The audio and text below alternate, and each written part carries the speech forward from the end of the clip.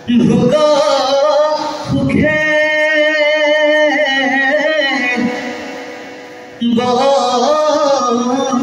বংশ কেহু মহা দৰিদ্ৰে নৰকে মাত্ৰ বংশ কাৰু দিব্য হৰিৰ সুন্দৰ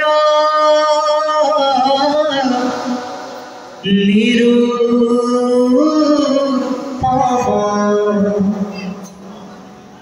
কেহু মহাপুৰুষ গন্ধৰ্ব ৰাজা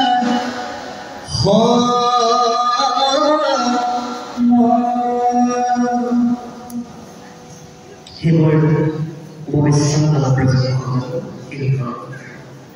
এতিয়া আমাক ইয়াত বৰ সুন্দৰভাৱে কৈছে যে মৈত্ৰেয়ীয়ে বৰ সুন্দৰভাৱে কৈছে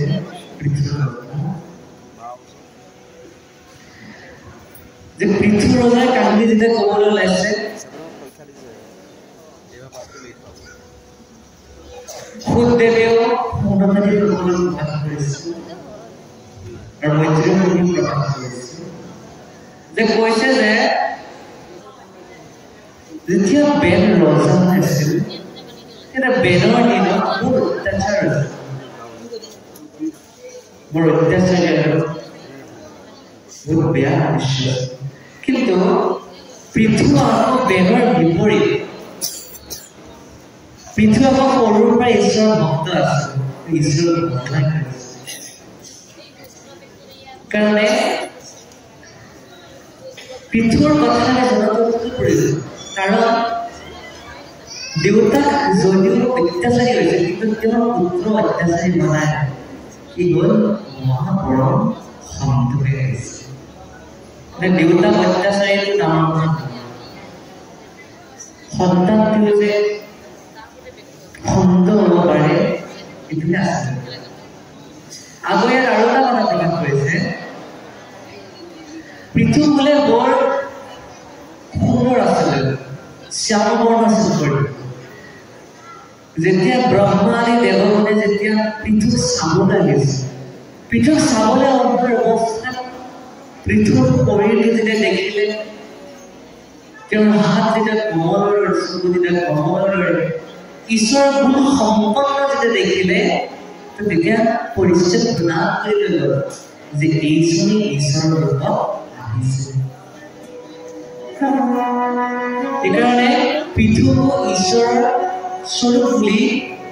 শাস্ত্ৰত বৰ্ণনা কৰা হৈছে ঈশ্বৰৰ অৱতাৰ বুলি জ্ঞান কৰা হৈছে আৰু ইয়াত এইটো কৈছে যত ধৰ্ম কৰ্ম কৰা কৃষ্ণক অৰ্পণ তেবে অপ্ৰয়া সিজি লেখ প্ৰয়োজন কৈছে যত ধৰ্ম কৰ্ম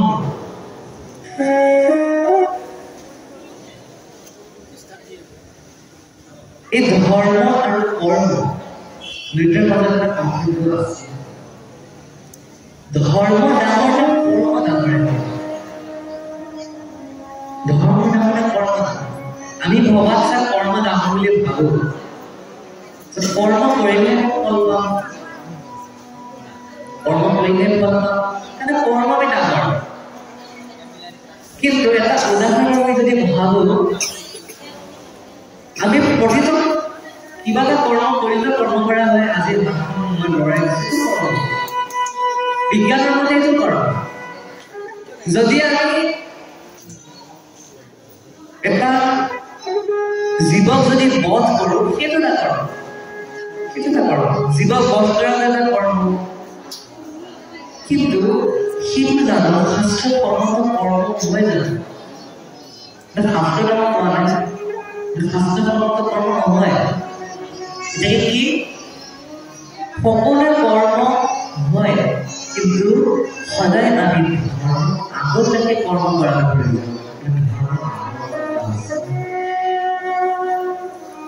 ধৰ্ম আগত ৰাখি আপুনি যিয়ে কৰ্ম নকৰিব সদায় ঈশ্বৰক অৰ্পণ কৰিব লাগিব কৰ্মটো যে সফল হয় শ্ৰীমদ গীতাত কৈছে कर्मणेवाधिकारस्ते मा फलेषु कदाचन मा कर्मफलहेतु गुणमाते संतुष्ट कर्म কৰ্মটো কৰাৰ আগতে ঈশ্বৰ অৰ্পণ কৰিব প্ৰতিটো কৰ্মৰ ঈশ্বৰৰ ইচ্ছা বিহিলেহে এইবোৰ কৰ্ম সন্তান আকৌ ঈশ্বৰক অৰ্পণ কৰা মানে কি আপুনি সেই কৰ্মটো দায়িত্ব ভগৱানক দিছে সেইটো যদি ভাল কৰ্ম ভগৱানে মানে এনেই পাবলৈ প্ৰদান কৰিব সেইটোৱে আচলতে কৰ্মটো কৰাৰ আগতে কেতিয়াবা ফলৰ আশা কৰিব নালাগে আৰু সদায় ঈশ্বৰক অৰ্পণ কৰি কৰ্মটো কৰাটো উচিত বুলি শাস্ত্ৰই কৈছে তেনে অপ্ৰয়াসে চিজিব তেতিয়াহে আপোনাৰ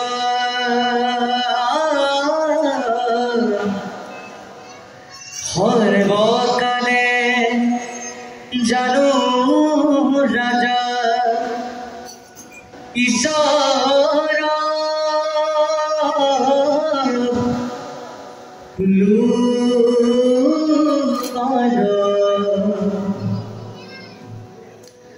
নৃপতিত পৰে নাহি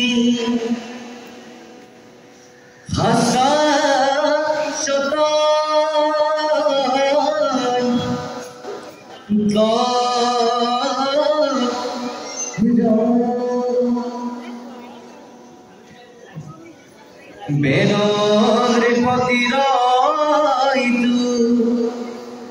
হৰে মাত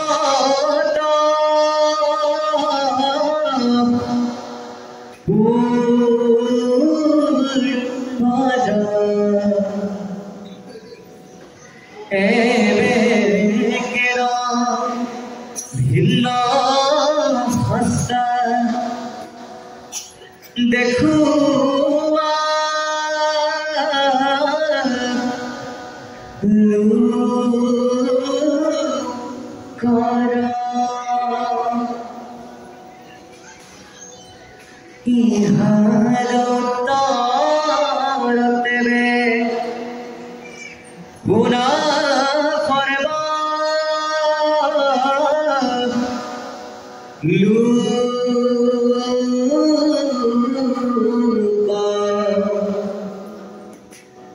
চিত্ত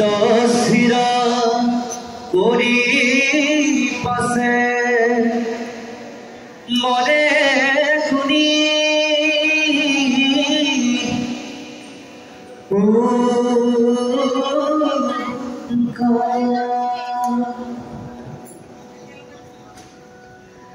যদি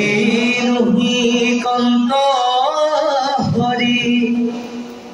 ত্ৰলু